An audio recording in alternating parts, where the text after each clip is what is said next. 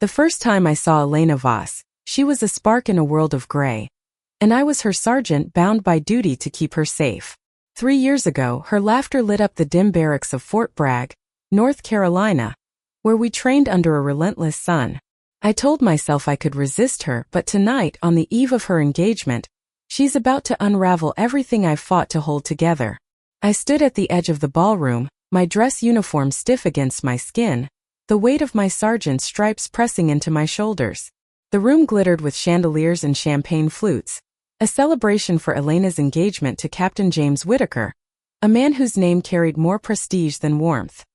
She was radiant in a cream-colored gown, her auburn hair swept into an elegant updo, but her smile didn't reach her eyes, not the way it used to when we stole moments alone during late-night drills. Elena and I met in the chaos of basic training. She was a new recruit, all fire and defiance, with a laugh that could make even the sternest drill instructor falter. I was her sergeant, 10 years her senior, tasked with molding her into a soldier. But she molded me instead, her courage and vulnerability chipping away at the walls I'd built around my heart. We never spoke of it, not directly. The military's unwritten rules and my own fears kept us at arm's length, even as our glances lingered too long, our touches too deliberate during training exercises. Tonight, the ballroom buzzed with officers and their spouses, the air thick with perfume and forced pleasantries. I scanned the room, my eyes always finding her. Elena stood beside James, his hand possessive on her waist, his laughter loud and performative.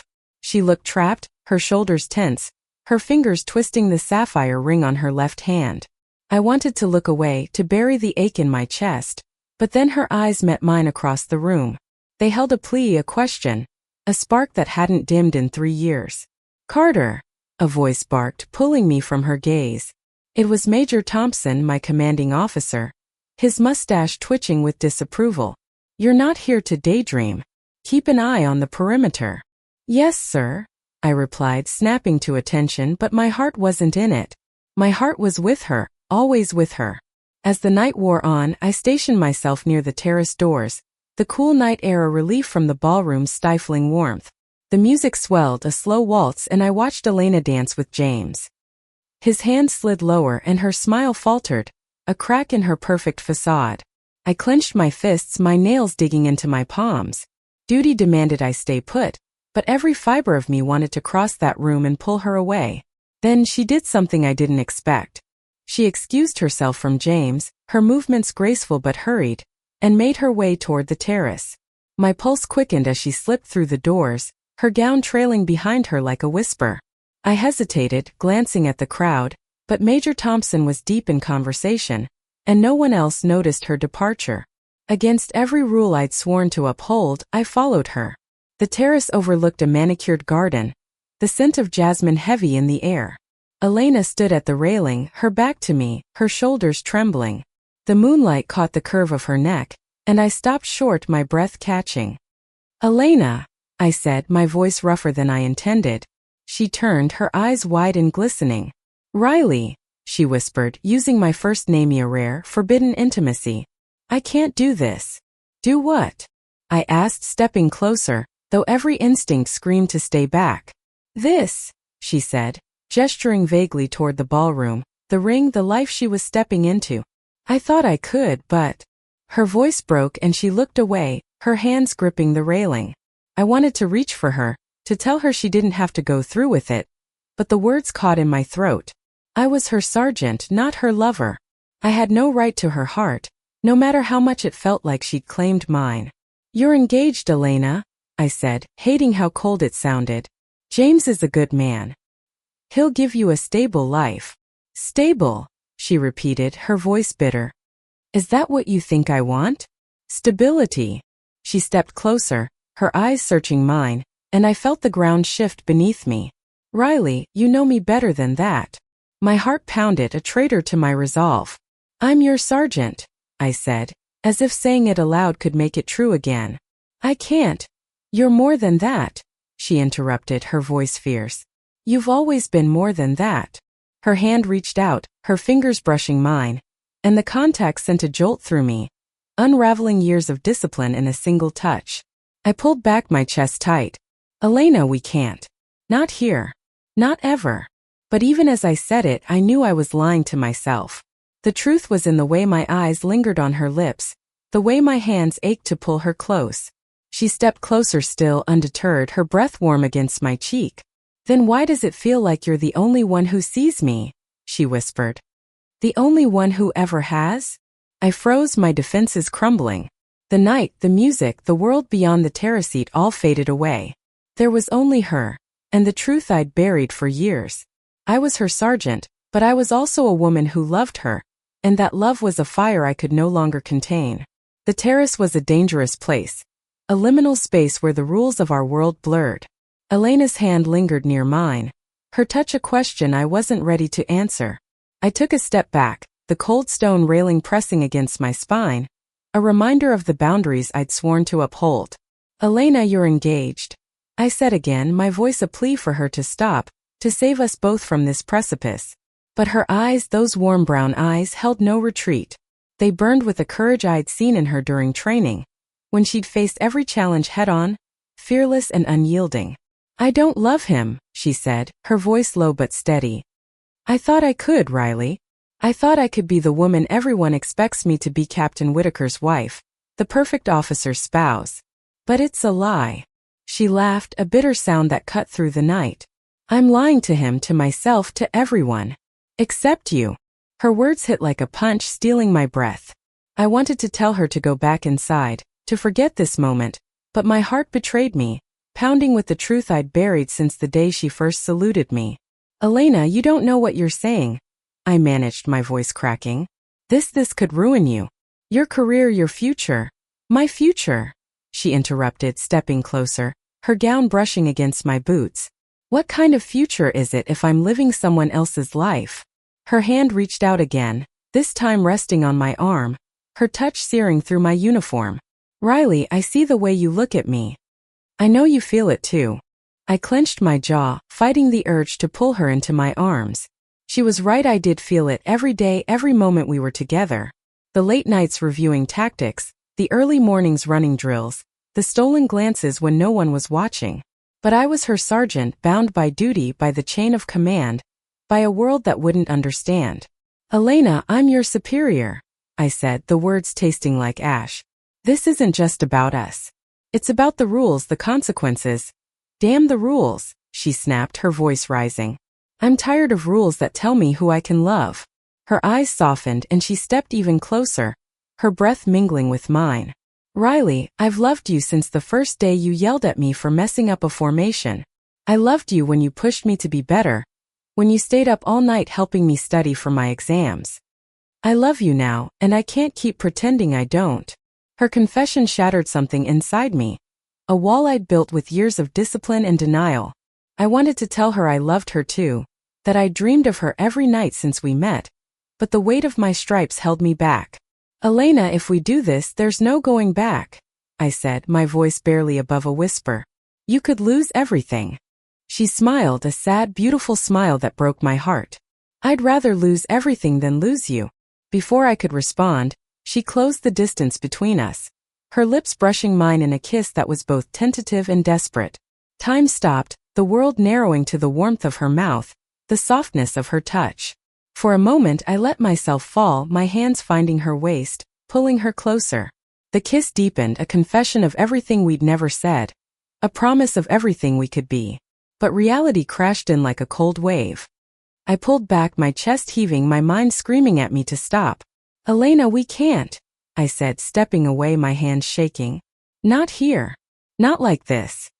Her face fell, but she didn't back down. "Then when, Riley?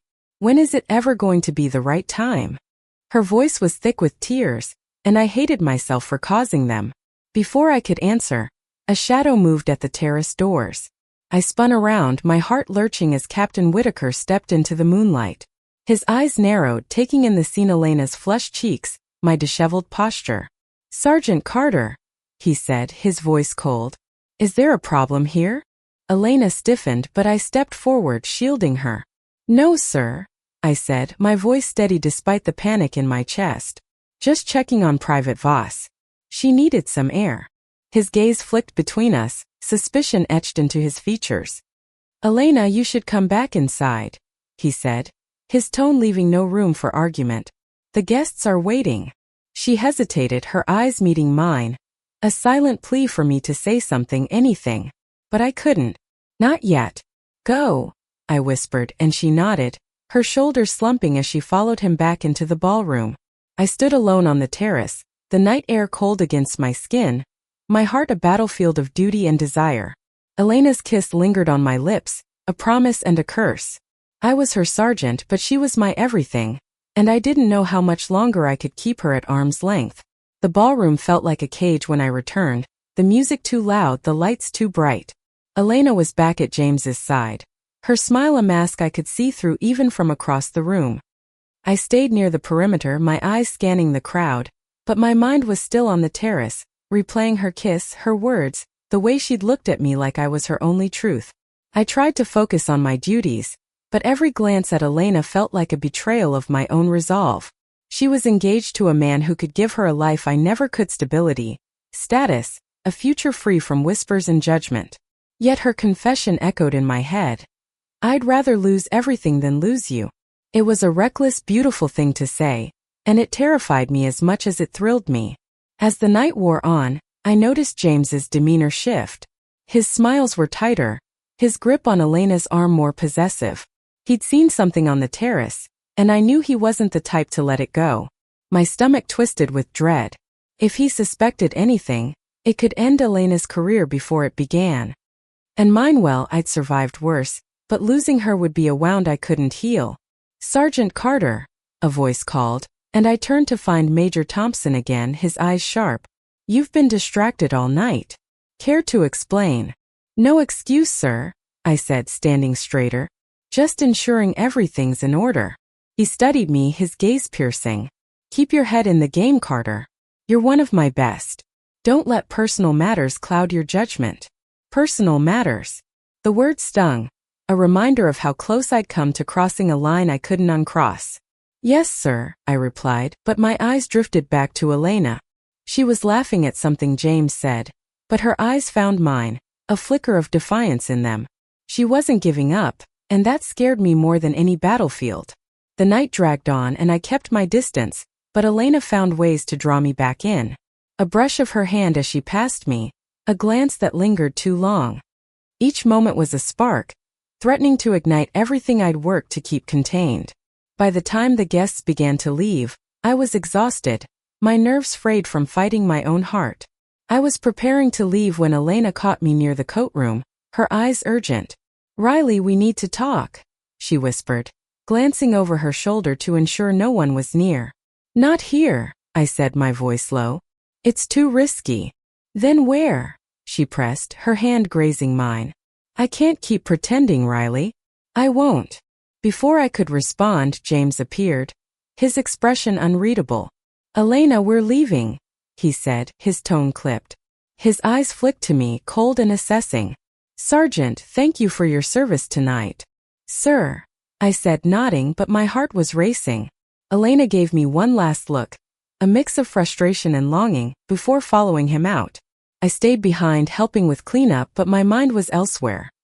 I couldn't shake the image of her walking away with him, her hand in his, her future slipping through my fingers. When the ballroom was finally empty, I slipped out to my truck, the night air heavy with the promise of rain. I drove to a quiet park near the base, a place Elena and I had gone to during training breaks, where we'd talk about everything and nothing. I parked under an oak tree, the same one we'd sat under when she told me about her dreams of becoming a pilot. I hadn't realized then how much I'd come to love her, how her dreams had become mine too. My phone buzzed and I glanced at the screen. A text from Elena. "Meet me at our spot." Now, my heart stopped. I knew I should say no, should tell her to go home, to be the woman she was supposed to be. But I couldn't. I typed a single word "Okie" and started the engine. When I arrived, she was already there, standing under the oak tree, her engagement dress replaced with jeans and a hoodie. She looked younger, freer, but her eyes were stormy. "Riley," she said as I approached, her voice breaking. "I told James the first can't marry him." The world tilted. "What?" I asked, my voice barely audible. "I told him the truth," she said, stepping closer. "Not about you, not yet, but that I don't love him. He was angry, but I don't care. I can't live a lie anymore. Elena, do you know what this means? I said, my voice shaking. Your career, your family. I know, she interrupted, her eyes fierce. But I'd rather face the consequences than lose myself. Or you. She reached for me, and this time I didn't pull away. I let her pull me into her arms, her warmth a balm to the chaos inside me. We stood there, under the oak tree, the world silent except for the sound of our breathing. For the first time, I let myself believe we could have this, even if just for a moment. The park was our sanctuary, but that night it felt like a battlefield. Elena's arms around me were both a refuge and a reckoning. Her heartbeat a rhythm I could no longer ignore. But even as I held her, the weight of what she'd done pressed down on meshed broken her engagement, risked her future, and for what? For me, a woman bound by duty, by fear, by a world that wouldn't let us be. Elena, you shouldn't have done that, I said, pulling back to look at her. Her face was illuminated by the faint glow of a street lamp, her eyes fierce with determination. James could make things difficult for you. For us. Let him, she said, her voice steady. I'm not afraid of him, Riley. I'm afraid of living a life that isn't mine. Her words cut deep, exposing the truth I'd buried for years. I'd spent my life following orders, keeping my head down, hiding who I was to survive in a world that demanded conformity. But Elena was different. She was fearless, willing to burn it all down for a chance at something real. And I wanted to be that brave for her. What happens now? I asked, my voice barely above a whisper. You've just thrown away everything you've worked for. She smiled, a soft, heartbreaking smile. Not everything, she said, reaching for my hand. I still have you. Her words broke me open, and I kissed her harder this time, with all the desperation and love I'd held back for years. The world could judge us, could tear us apart, but in that moment under the oak tree we were unstoppable. Her hands tangled in my hair, her lips fierce against mine, and I felt alive in a way I never had before.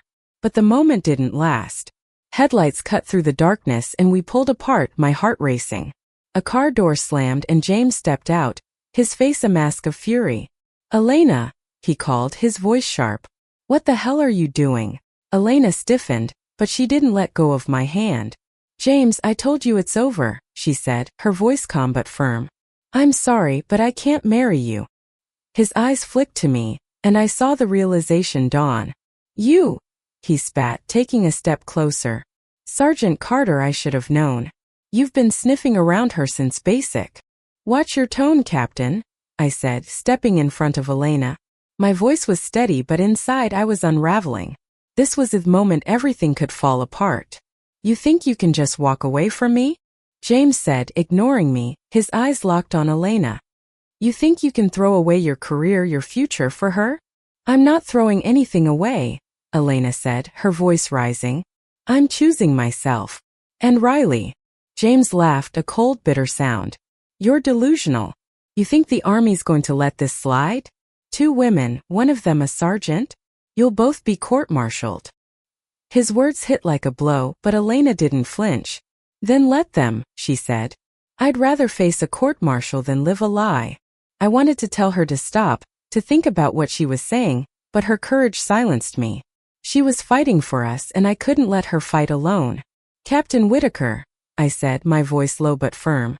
This isn't your business anymore. Walk away. He stared at me, his jaw tight, then turned to Elena. You're making a mistake, he said. But fine. Have it your way. He stormed back to his car, the engine roaring as he sped off into the night. The silence that followed was heavy, the weight of what we'd done settling over us. Elena turned to me, her eyes searching. Are you okay? She asked, her voice soft. No, I admitted, my hands shaking. But I'm with you. She smiled and we sat under the oak tree, our hands entwined, the night stretching out before us. We talked for hours about our fears, our dreams, the life we wanted but weren't sure we could have. I told her about growing up in a small town, hiding who I was to fit in. She told me about her family, how they'd never understand but how she'd fight for them to try. As dawn broke, painting the sky in shades of pink and gold, I knew we couldn't stay in this moment forever. The army, James, the world, they'd all come for us. But for the first time I wasn't afraid. Elena had shattered my resolve, But in its place, she'd given me something stronger, hope. Dawn broke over the park, the lights soft and forgiving, but the world beyond the oak tree was anything but. Elena and I sat in silence, her head resting on my shoulder, our hands still entwined. We'd crossed a line last night, and there was no going back, not for her, not for me, not for us. We need to face this, I said finally, my voice heavy. James won't let this go quietly. And the army, they'll have questions. Elena lifted her head, her eyes steady. I know, she said. But I'm not running from this, Riley. Not from you. Her words gave me strength, but they couldn't erase the reality we faced. The military wasn't kind to relationships like ours, even in a changing world.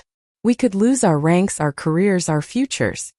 But as I looked at her, her face bathed in morning light, I knew I'd fight for her no matter the cost. We drove back to the base in my truck, the silence between us heavy but not uncomfortable. It was the silence of two people who'd made a choice, who knew the battle ahead but were ready to face it together. When we arrived, the base was waking up, soldiers moving with purpose, unaware of the storm brewing in our lives. Major Thompson was waiting for me in his office, his expression grim. Carter, he said as I entered. I got a call from Captain Whitaker this morning. Care to explain? I stood at attention, my heart pounding but my voice steady. Sir, Private Voss ended her engagement last night. It's personal, but I was there to support her. His eyes narrowed. Support her how exactly? He asked, his tone sharp. Whitaker says there's more to it. Says you've been inappropriate with a subordinate. The accusation stung, but I didn't flinch. Sir, I've always followed protocol, I said, though I knew it wasn't entirely true anymore. Private Voss made her own choice. I respect her decision. He studied me for a long moment, then sighed. You're a damn good sergeant, Carter. But if there's truth to this, it's out of my hands. You and Voss will need to answer to a board. I nodded, my throat tight. Yes, sir. Elena faced her own reckoning that day. A meeting with her commanding officer and a formal inquiry. She didn't back down, didn't deny what we were to each other.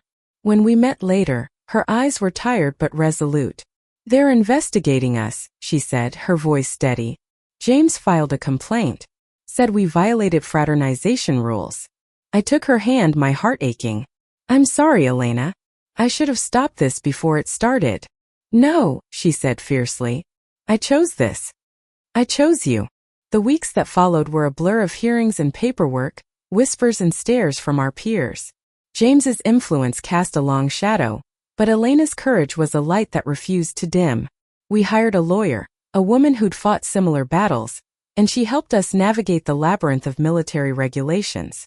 Slowly we built a case not just for our love but for our right to serve, to be seen as more than a scandal. The final hearing was held in a stark conference room, the air heavy with tension. Elena and I sat side by side, our hands clasped under the table. The board listened as we spoke, not just of our relationship but of our service, our sacrifices, the soldiers we'd become. I told them about Elena's bravery, her skill, her heart. She told them about my leadership, my loyalty, my love. When the verdict came, it was bittersweet. We were cleared of misconduct, but the Army's rules were clear. One of us had to transfer. I volunteered, requesting a post in Virginia, far enough to satisfy regulations but close enough for us to build a life. Elena stayed at Fort Bragg, her dream of becoming a pilot still within reach. On our last night together before I left, we returned to the park, to our oak tree. The stars were bright above us, the air cool and crisp. I'm not saying goodbye, Elena said, her voice soft but fierce. This isn't the end. No, I agreed, pulling her close. It's just the beginning. We stood there holding each other, the world stretching out before us. We'd faced judgment, risked everything and come out stronger.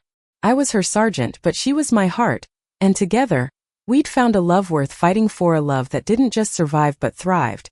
A testament to the power of choosing truth over fear.